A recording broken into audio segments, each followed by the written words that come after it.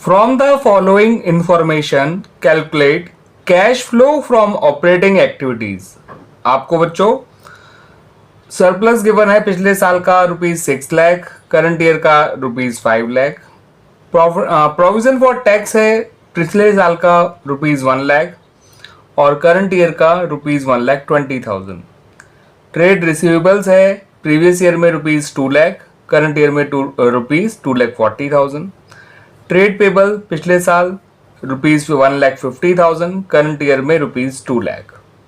उसके अलावा गुडविल है प्रीवियस ईयर में ₹2 लाख और करंट ईयर में ₹1,50,000। एडिशनल इंफॉर्मेशन में दिया हुआ है कि propose dividend for the year ended 31 March 2023 and 31 March 2024 was ₹1,50,000 and ₹1,80,000। इतनी इंफॉर्मेशन आपको दे रखी है और आपको इतनी इंफॉर्मेशन के बेसिस पे सिर्फ cash flow from operating activities निकालना है। ठीक है बच्चों, तो आइए उसको निकाल लेते हैं। बच्चों हम शुरुआत करेंगे सरप्लस से। Surplus that is balance in statement of profit P&L। उससे हमें जो है साफ नजर आ रहा है कि फर्म को लॉस फॉर द ईयर हो रहा है ₹1 लाख, क्योंकि प्रीवियस ईयर बैलेंस है ₹6 लाख और करंट ईयर बैलेंस है ₹5 लाख। तो लिखिए लॉस फॉर द ईयर, ठीक है बच्चों, एज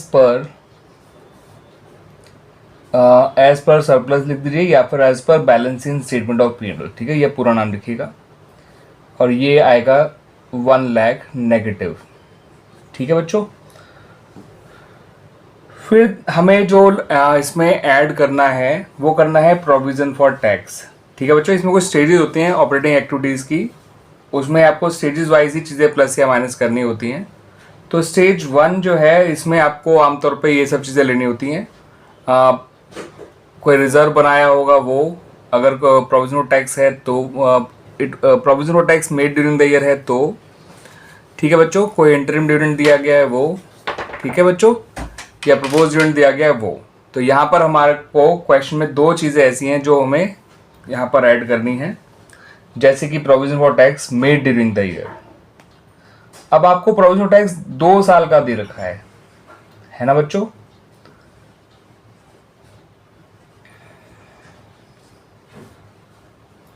तो यहां पर आपको करंट ईयर वाली वैल्यू लेनी है, यानी कि 2024 वाली वैल्यू लेनी है, जो कि है 1,20,000 और इसको ऐड करना है। उसी तरह से ऐड करना है प्रपोज डिविडेंड को। याद रखिएगा बच्चों, प्रपोज डिविडेंड जो लिया जाना है ना, वो लिया जाना है ऑफ प्रीवियस ईयर, जो कि है इस क्वेश्चन में ₹1,50,000। इनके जो इनको ऐड करने के बाद जो आपका रिजल्ट आएगा वो कहलाएगा net profit before tax and extra ordinary items. ठीक है बच्चों, ये आप इनका पूरा नाम लिख दीजिएगा। 150 और 120 270 होता है, 270 में से 1 लाख कम करेंगे तो ये आएगा 1,70,000। अब आपको ऐसी चीज़ों का एडजस्टमेंट करना होता है बच्चों इसके बाद, जिन्हें हम कहते हैं adjustment for non cash and non operating items. तो आपको ऐसी चीज़ें देखनी है जो कि नॉन कैश नेचर की है या नॉन ऑपरेटिंग नेचर की है। इसके अंदर आमतौर पर बच्चों डेप्रिसिएशन आया करता है, कोई जो है डेप्रिसिएशन ऑन टेंजिबल एसेट्स और इनटेंजिबल एसेट का अमोर्टाइजेशन आया करता है। उसके अलावा कोई एसेट को सेल करने पर, किसी फिक्स एसेट को सेल करने पर या इन्वेस्टमेंट को सेल करने पर गेन जो गेन या लॉस होता है वो आया करता है। उसके अलावा इंटरेस्ट पेमेंट्स आते हैं ऑन बोरोइंग्स, इंटरेस्ट रिसीव और इन्वेस्टमेंट्स, ये सब चीज़ें इसमें आया करती हैं। ठीक है बच्चों, non operating expenses and non cash expenses plus हो जाते हैं, non operating income and non cash incomes minus हो जाती हैं। फिलहाल इतनी सारी चीज़ों में यहाँ पर केवल एक ही चीज़ ऐसी है जो हमारे को ऐड करनी है, and that is amortisation of goodwill. और वो गुडविल अमोर्टाइज कितनी हो रही है, आप उसका प्रीवियस ईयर फिगर देखेंगे तो वो ₹2 लाख है, करंट ईयर फिगर ₹1,50,000 है। तो इससे ही आप समझ जाइए कि गुडविल अमोर्टाइज हो रही है। ठीक है बच्चों, तो ऐड कर दीजिए गुडविल अमोर्टाइज्ड।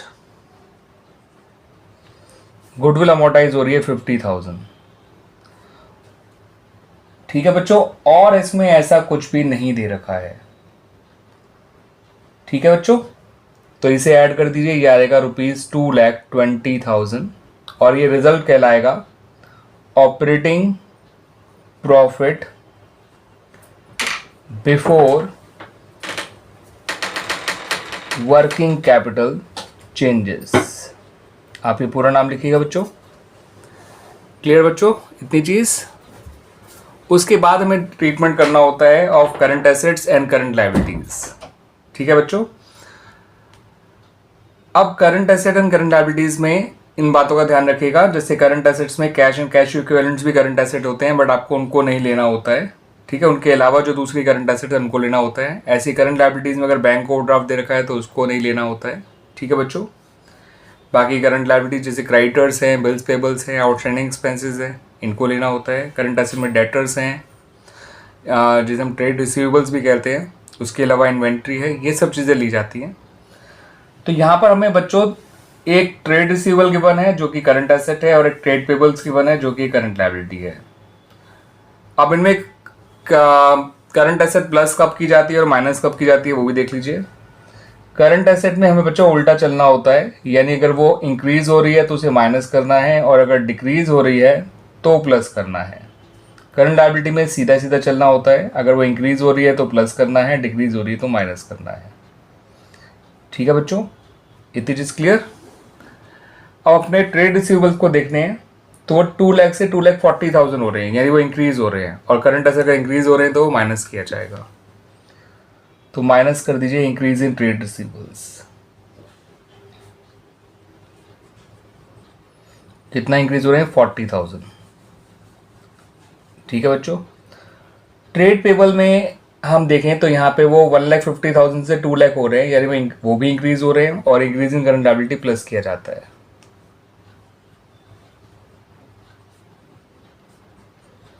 और वो इंक्रीज हो रहे हैं 40,000, नहीं 50,000 सॉरी। तो कुल मिला के इसका नेट रिजल्ट निकल कर आएगा 2,30,000। ये रिजल्ट कहलाता है कैश जनरेटेड फ्रॉम ऑपरेशंस। क्या कहलाता है बच्चों? Cash generated from operations. अब आपको बच्चों क्या करना है, लास्ट ट्रीटमेंट, फिर आपका cash flow from operating activities निकल आएगा। और वो लास्ट ट्रीटमेंट ये है कि आपको जो टैक्स का प्रीवियस ईयर का अमाउंट है उसे एज टैक्स पेड डिडक्ट करना है। ठीक है बच्चों, लेस टैक्स पेड। और कौन सा वाला लेना है बच्चों? प्रीवियस ईयर वाला, जो कि है आपका ₹1 लाख। प्रोविजनल टैक्स का previous year balance as tax paid लेके आप उसे माइनस कर दीजिए। ये आपका फाइनल रिजल्ट आ गया ₹1,30,000। तो this 1,30,000 is the final answer of operating activities. तो लिखिए यहाँ पर कैश फ्लो फ्रॉम, या कैश इनफ्लो फ्रॉम भी लिख सकते हैं आप। ठीक है बच्चों, operating activities, this is the final answer. ठीक है बच्चों, या तो आप सीधा यहीं लिख दीजिएगा। ठीक है, मैंने दोनों जगह लिख दिया है। क्लियर तो हो गया बच्चों? ये ध्यान रखिएगा, cash flow from operating activities जो है स्टेप बाय स्टेप बनाया जाता है। पहले जो चीज़ें मैंने बताई उनका ध्यान रखना होता है। वैसे तो ये क्वेश्चन सिंपल वाला ही था, तो कम कम चीज़ें ही आई हैं, लेकिन क्या क्या आया करती है नॉर्मली बता देता हूँ। जो स्टेज 1 मैं बोल रहा हूँ उनमें मैंने एक एब्रीविएशन बना रखा है, उसके अकॉर्डिंग मैं बताता हूँ बच्चों। मैंने ये एब्रीविएशन बनाया है GIP² या GIPP। GIP² का G होता है जनरल रिजर्व या कोई और रिजर्व जो प्रॉफिट से बनाया गया हो, I से इंटरिम डिविडेंड, P से प्रपोज डिविडेंड एंड अगले P से प्रोविजन फॉर टैक्स। ठीक है बच्चों, और शुरुआत तो खैर बिल्कुल प्रॉफिट या लॉस से करनी ही होती है, जो कि हमें सरप्लस से या balancing statement of profit and loss से मिलता है। फिलहाल लॉस था यहाँ पर। General reserve, interim dividend, propose dividend, provision for tax. General reserve में हमें डिफरेंस देना होता है, यानी current year minus previous year. Interim dividend current year का लेना होता है, प्रपोज डिविडेंड प्रीवियस ईयर का, और प्रोविजन फॉर टैक्स या तो करंट ईयर का या फिर अकाउंट बना के हमें provisional tax made during the year ढूंढना पड़ता है। लेकिन फिलहाल हमें अकाउंट नहीं बनाना पड़ा प्रोविजनल टैक्स का, बिकॉज कोई एडिशनल इन्फॉर्मेशन नहीं थी। तो हमने सिंपली करंट ईयर वैल्यू को ले लिया था। इससे जो निकल कर आता है वो कहलाता है net profit before tax and extraordinary items. फिर हमें चाहिए होता है adjustment for non cash and non operating items. ये मेरा स्टेज 2 कहलाता है। इसको मैंने दलिप और ग्रिड का नाम दे रखा है।